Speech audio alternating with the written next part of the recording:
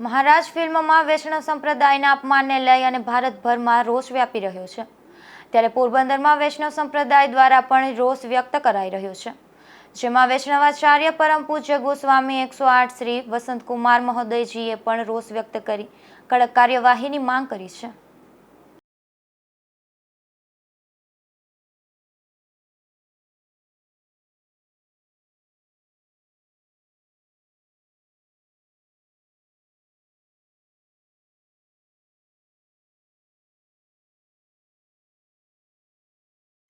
આજે દેશભરમાં જે હિન્દુ સનાતન ધર્મ વિરુદ્ધ એક નેટફ્લિક્સ પર મૂવી આવી રહ્યું છે મહારાજ, તેની સામે સમગ્ર સનાતન ધર્મ પ્રેમીઓના હૃદયમાં આક્રોશ છે, ગુસ્સો છે કે અવારનવાર સનાતન ધર્મને ટાર્ગેટ કરીને અને તેમના અનુયાયીઓની ધાર્મિક લાગણીઓને ઠેસ પહોંચાડવામાં આવે છે। તેના વિરોધનું આ આખું અભિયાન છે। સમગ્ર દેશના અલગ અલગ વિભાગોમાં, અલગ અલગ જગ્યાઓમાં, પોલીસ સ્ટેશનમાં પોલીસ ફરિયાદો અને કલેક્ટરશ્રીને આવેદનપત્ર આપવામાં આવ્યા છે, જેમાં અમારા પોરબંદરમાં પણ અહીંના વૈષ્ણવ સમાજે અને વૈષ્ણવ અગ્રણીઓએ આજે સવારે માનનીય પોલીસ અધિકારીને અને કલેક્ટરશ્રીને આવેદનપત્ર દ્વારા અમારી પોતાની લાગણી અમે બતાવી છે કે દરેકે દરેક સનાતન ધર્મી અને ધર્મપ્રેમી જન અત્યારે ખૂબ દુઃખી છે કે આવા કન્ટેન્ટ જે ઓટીટી પર આવે છે કે જેનાથી યુવાનો ભરમાય છે, ગેરમાર્ગે દોરાય છે, લોકોને ધર્મ માટેની એક ખોટી ધારણા બંધાય છે અને જેના કારણે જેને કહેવાય ને કે હિન્દુ સનાતન ધર્મને ન પૂરી શકાય એવું નુકસાન થવાનું છે। એટલે આવા બધા તત્વોને અટકાવવા અતિશય જરૂરી છે।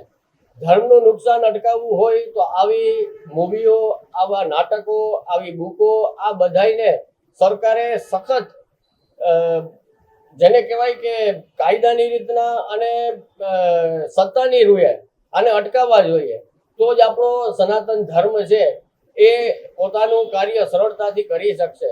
નહીં તો અવારનવાર ચાહે પછી શિવજી હોય, આપણા વૈષ્ણવી ચિહ્નો હોય, આપણા ધાર્મિક ચિહ્નો હોય, ગણપતિજી હોય, માતા કાલી હોય, અવારનવાર આપણે જોઈએ છીએ કે કોઈને કોઈ હિન્દુ દેવી દેવતાઓનું અપમાન એ લોકો એમના પિક્ચરોમાં કરે છે, એમની મૂવીમાં, એમના ફિલ્મોમાં કરે છે। તો આ બધું સદંતર રીતે બંધ થવું જોઈએ। અમારી લાગણી એ જ છે અને એ જ લાગણી લઈને અમે ગુજરાત ઉચ્ચ ન્યાયાલયમાં ગયા હતા અને ગુજરાત હાઈકોર્ટે અમને 14 તારીખે સ્ટે પણ આપેલો। અમારા જે આંતરરાષ્ટ્રીય પુષ્ટિ માર્ગીય વૈષ્ણવ પરિષદ છે તેમના દ્વારા હાઈકોર્ટમાં જવામાં આવ્યું હતું અને એમાં સમગ્ર દેશના વૈષ્ણવોની લાગણીને પહોંચાડવામાં આવી હતી। માનનીય કોર્ટે અમને 3 દિવસનો સ્ટે આપેલો અને આજે પાછા સાંભળવા માટે બોલાવેલા અને સારા સમાચાર હમણાં લેટેસ્ટ આવ્યા છે કે હજી આ સ્ટેને લંબાવવામાં આવ્યો છે અને મૂવીની રિલીઝને અટકાવવામાં આવી છે।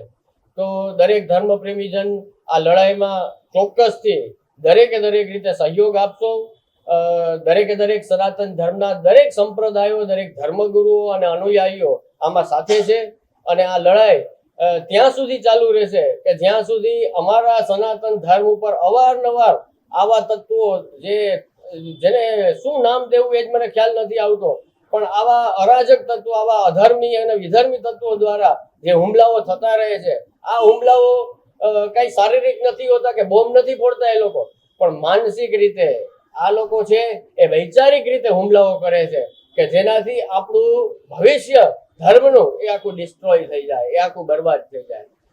એક વર્ષો જૂના 1860ના અંગ્રેજોના શાસનના એક ગુલામી વખતના કાળના એક ચુકાદાને લઈને કે જે ષડયંત્રથી આખું ગોઠવેલું હતું હિન્દુ સનાતન ધર્મને બદનામ કરવા માટેનું, એ અંગ્રેજ શાસનના ચુકાદાને આધાર માનીને તમે એના ઉપર ફિલ્મ બનાવો છો। એ કેવો આધાર લ્યો છો તમે? ભારત સ્વતંત્ર છે, આજે ભારતની કોર્ટ છે, ભારતનું ન્યાયાલય છે, એનો આધાર કઈક લ્યો ને પહેલાથી તમે અંગ્રેજોના શાસન અને સમયનો, એટલે કોઈ સેન્સ બનતો નથી, કોઈ એમાં લોજિક નથી બનતું કે 150 વર્ષ પહેલાના અંગ્રેજી શાસનના કેસને લઈને તમે અત્યારે આવો છો ને એના ઉપર મૂવી બનાવો છો અને એ પણ એક ષડયંત્રકારી આખી ઘટના છે। જો તમે એ અંગ્રેજ જજના ચુકાદાને અને જજમેન્ટને માનશો અને એને સાચું માનશો અને એની ઉપર ફિલ્મ બનાવો છો તો તમારે શહીદ ભગતસિંહને શહીદ નહીં કહી શકાય, તો તમારે ચંદ્રશેખર આઝાદને નહીં કહી શકાય. એને આપણે શહીદનું બિરુદ આપ્યું છે, એને આપણે લોકો ક્રાંતિકારી માનીએ છીએ કે એમણે દેશ માટે શહીદી વહોરી છે. અને અંગ્રેજોના એંગલથી જોવો, અંગ્રેજ જજે એમને ગુનેગાર ઠેરાવ્યા હતા અને ફાંસીની સજા આપવામાં આવી હતી. તો આ મોટો ડિફરન્સ છે. એ અંગ્રેજ જજો દ્વારા એક ષડયંત્રથી એ આખો આ આપણો ધર્મ નષ્ટ કરવા માટેનું એક ગોઠવણ હતી અને એના આધારે આ મૂવી છે.